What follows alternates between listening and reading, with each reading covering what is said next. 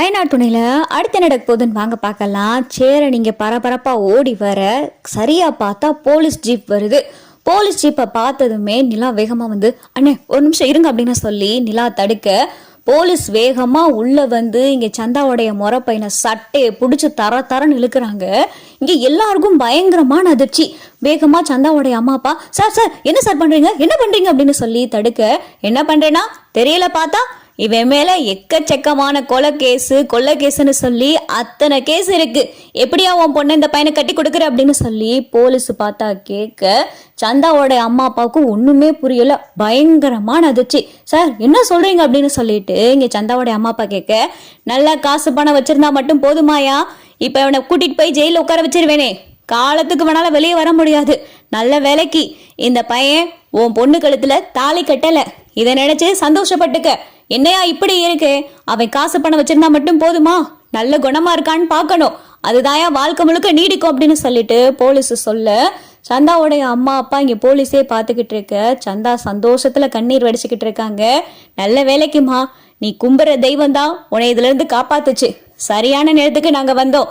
இவனை பத்தி முழுசா விசாரிக்க மாட்டியா? இப்ப கூட இவன் மேல 4-5 கொலை கேஸ் இருக்கு. எப்படியா உன் பொண்ணை இந்த பையனை கட்டி கொடுக்குற அப்படின்னு சொல்லி போலீஸ் கேட்க சந்தாவோடைய அம்மா அப்பாவால பார்த்தா எதுவுமே பேச முடியல. சார் அப்படின்னு சொல்லிட்டு சந்தாவோடைய அம்மா அப்பா திருன்னு முழிக்க நட முதல் அப்படின்னு சொல்லி போலீஸ் சந்தாவோடைய முறை பையனை தரன்னு பிடிச்சி இழுத்துட்டு போக சார் விடுங்க அப்படின்னு சொல்லிட்டு சந்தாவோடைய முறை பையன் துள்ள போடா போ முதல் அப்படின்னு சொல்லி கையில விலங்கு மாட்டி போலீஸ் ஜீப்ல பார்த்தா சந்தாவோடைய முறை பையனை ஏத்திட்டு போயிடுறாங்க. அங்க இருக்கிற எல்லாருமே அரசல் புரசலா பேச ஆரம்பிக்கிறாங்க. சந்தாவோடைய அம்மா அப்பாவுக்கு ஒரே அசிங்கமா போயிருது. என்ன பொண்ணு காசு பணம் இருந்தா மட்டும் போதுமா, அப்படியே கண்ணை மூடி கட்டி கொடுத்துறதா அப்படின்னு சொல்லி அக்கம் பக்கத்துல இருக்கிறவங்க எல்லாம் பேச சந்தாவோடைய அம்மா அப்பாவுக்கு என்ன பண்றதுனே தெரியல. அப்பதான் சோழனும் நிலாவும் என்ன சார் உங்க வார்த்தையை நம்பிதானே நாங்க போனோம், 6 மாசம் டைம் கொடுத்துருந்தீங்க தானே, நீங்க கேட்டதெல்லாம் நாங்க செய்யறோம் தானே சொல்லியிருந்தோம்.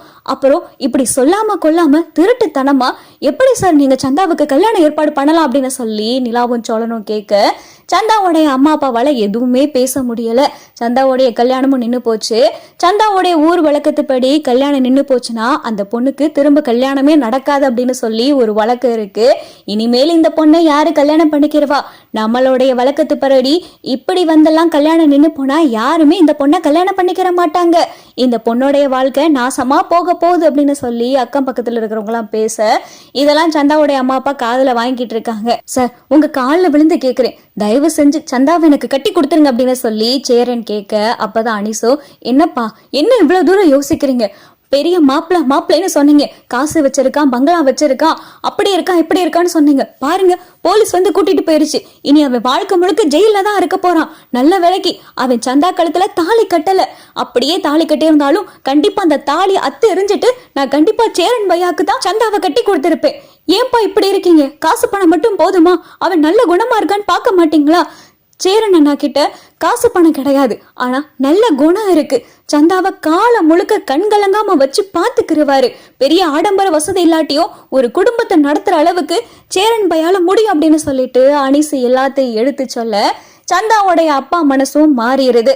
சரிப்பா நான் பண்ணது தப்புதான் பேட்டி போ அப்படின்னு சொல்லிட்டு இங்கே சந்தாவோட அப்பா சொல்ல சந்தா அப்பா சொன்னதுமே வேகமா ஓடியாந்து சந்தா அப்பாவை கட்டி பிடிச்சுக்கிறாங்க. ரொம்ப நன்றிப்பா நன்றி அப்படின்னு சொல்லிட்டு சந்தா சொல்ல அப்புறம் என்ன இதே மேடையில சேரன் பையாவுக்கும் சந்தாவுக்கும் நம்ம ஊர் வழக்கப்படியே கல்யாணம் பண்ணிடலாம் அப்படின்னு சொல்லி அனிசு சொல்ல என்னன்னே உனக்கு ஓகேவா அப்படின்னு சொல்லி சோழன் கேட்க டே அது அப்படின்னு சொல்லிட்டு சேரன் தயங்க என்னன்னே கல்யாணம் தானே, அது எந்த வழக்கப்படி இருந்தா என்ன, இவங்களுடைய ஆசைக்கு இங்க கல்யாணம் பண்ணிக்கங்க, நம்ம ஊர் போய் நம்ம ஒரு நல்ல ரிசப்ஷனா வச்சுக்கிறோம் அப்படின்னு சொல்லிட்டு நிலாவும் சொல்ல சேரனும் சரின்னு சொல்லிடுறாரு. அதே மேடையில சேரன் உட்காந்து சந்தா கழுத்துல அவங்க ஊர் முறைப்படி சந்தா கழுத்துல தாலி கட்டுறாரு. சேரனுக்கும் சந்தாவுக்கும் நல்லபடியா கல்யாணமும் நடந்து முடிஞ்சிருது. நல்ல வேலைக்கு சார், நாங்க ஏதோ அந்த நேரத்துல போலீஸ் இதெல்லாம் நாங்க நினைச்சே பார்க்கல அப்படின்னு சொல்லி சேரன் சொல்ல நல்லா இருங்க 2 பேரும் நல்லா இருங்க அப்படின்னு சொல்லி சந்தாவோடைய அம்மா அப்பா சந்தாவுக்கும் சேரனுக்கும் ஆசீர்வாதம் பண்ண என்னன்னு சந்தாவை இங்கிருந்து கூட்டிட்டு போவோன்னு பார்த்தா பொண்ணு மாப்பிள்ளையோட உனையும் சந்தாவையும் கூட்டிட்டு போற மாதிரி ஆயிருச்சு அப்படின்னு சொல்லிட்டு சோழன் சொல்ல அப்பதான் நிலா என்ன பேரு சொல்லி சந்தா சந்தான்னு கூப்பிட்டுக்கிட்டு இருக்கீங்க? இனி அவங்க உங்களுக்கு அண்ணி, அதனால சந்தா அண்ணினே கூப்பிடுங்க அப்படின்னு சொல்லி நிலா சொல்ல, சரிங்க மேடம், சந்தா அண்ணி அப்படின்னு சொல்லிட்டு சோழன் சொல்ல, இங்கே சந்தா வெக்கப்பட்டு சிரிக்க பாண்டி, பல்லவன், நிலா, சேரன், சோழன், சந்தா எல்லாரும் சென்னை கிளம்பி வராங்க. கார்ல இருந்து கீழே இறங்கையில சந்தா சேலையோட இறங்குறாங்க. வீட்டுல வானதி, நடேசன் எல்லாரும் இருக்காங்க. வேகமா வானதி ஆரத்தி கரைச்சு எடுத்துட்டு வராங்க. நிலாக்கா நீங்களும் வாங்க, நம்ம 2 பேரும் சேர்ந்து ஆரத்தி எடுப்போம் அப்படின்னு சொல்லிட்டு வானதி சொல்ல, சேரனுக்கும் சந்தாவுக்கும் வானதியும் நிலாவும் சேர்ந்து ஆரத்தி எடுக்கிறாங்க. நீங்க இப்படி கல்யாணம் பண்ணிட்டு வரீங்கன்னு நான் நினைச்சே பார்க்கல. இப்படி டக்குன்னு உங்க கல்யாணம் நடக்குன்னு நான் நினைக்கவே இல்லை. ஏதோ இமேஜின் மாதிரி இருக்கு அப்படின்னு சொல்லி வானதி சொல்ல, ஆமா வானதி, நாங்களே எதிர்பார்க்கல அப்படின்னு சொல்லிட்டு நிலாவும் சோழனும் சொல்ல, சரி சந்தா உட்காருங்க, நான் போயிட்டு பாலும் பழம் எடுத்துட்டு வரேன், அண்ணே உட்காருங்க அப்படின்னு சொல்லிட்டு சேரனும் சந்தாவையும் உட்கார வச்சு நிலா, சோழன், வானதி 3 பேரும் பாலும் பழமெல்லாம் கொடுக்குறாங்க. அண்ணே அப்ப நாளைக்கே நல்ல ஒரு சூப்பரான ரிசப்ஷன் வச்சிருவோம் அப்படின்னு சொல்லி சோழன் சொல்ல, ஆமாடா, இங்க இருக்கிறவங்களுக்கெல்லாம் தெரியப்படுத்தணும், முக்கியமா அத்தை, கார்த்திகா, அப்புறம் நிலாவுடைய அம்மா அப்பா, அப்புறம் வானதியோடைய அம்மா அப்பா, இவங்களெல்லாம் கூப்பிடணும் அப்படின்னு சொல்லி சேரன் சொல்ல, கண்டிப்பானே, கண்டிப்பா நாளைக்கு ஒரு நல்ல ரிசப்ஷன் வச்சிரும் அப்படின்னு சொல்லிட்டு சோழன் பேசிக்கிட்டு இருக்கையில அப்பதான் நடேசன், டே நல்ல நாள்லாம் பார்க்க வேணாமா, நல்ல நாளெல்லாம் பார்த்துதான் வைக்கணும், ஏமா நிலா அந்த காலண்டர் எடு அப்படின்னு சொல்லி நடேசன் சொல்ல, நிலாவும் கேலண்டர் எடுத்து கொடுக்குறாங்க. நாளைக்கு நல்ல நாள் ரெடா, இந்த வாரம் ஞாயிற்றுக்கிழமை நல்ல நாள் இருக்கு, அன்னைக்கு ரிசப்ஷனை வச்சுக்கிறோம் அப்படின்னு சொல்லி நடேசன் சொல்லிக்கிட்டு இருக்காரு.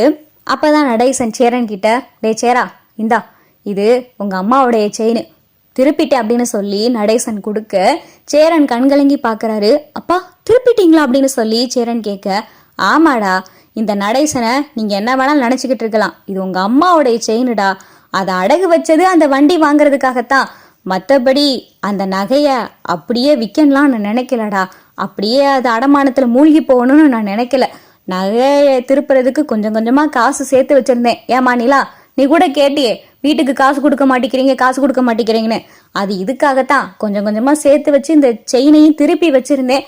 இப்படி உன் கல்யாணம் நடக்குன்னு தெரியாது, இந்த செயினை அந்த பிள்ளை கழுத்துல போடுடா அப்படின்னு சொல்லிட்டு நடேசன் சொல்ல, சரின்னு சொல்லி சேரனும் அந்த செயினை சந்தா கழுத்துல போடுறாரு. சந்தா இந்த வீட்டுக்கு மருமகளா வந்துட்டாங்க. அன்னைக்கு நைட்டு பார்த்தா சேரனுக்கும் சந்தாவுக்கும் ஃபர்ஸ்ட் நைட்கான ஏற்பாடெல்லாம் நடக்குது. அப்பதான் சோழன், நிலா இன்னைக்கு நைட்டு சேரன் அண்ணாவும் சந்தாவும் நம்ம ரூம்ல இருக்கட்டுமே அப்படின்னு சொல்லி சோழன் சொல்ல, சரி சோழன், இதை நானே உங்ககிட்ட சொல்லணும்னு இருந்தேன் அப்படின்னு சொல்லிட்டு நிலா சொல்ல, கூடிய சீக்கிரமே சேரன் ரூமுக்கும் ஒரு ஏசி வாங்கி மாட்டிடுவோம் அப்படின்னு சொல்லிட்டு சோழன் சொல்ல, தாராளமா அதெல்லாம் செய்யலாம், இன்னைக்கு இங்கேயே டெக்கரேஷன்லாம் வச்சுக்கிறோம், இன்னைக்கு ஃபர்ஸ்ட் நைட்கான ஏற்பாடை இங்கே ரூம்லேயே வச்சுக்கிறோம், நம்ம வேணா சேரன் ரூமுக்குள்ள போய் இருந்துக்கிறோம் அப்படின்னு சொல்லிட்டு நிலா சொல்ல, உனக்கு ஓகே தானே அப்படின்னு சொல்லி சோழன் கேட்க, அதெல்லாம் டபுள் ஓகே.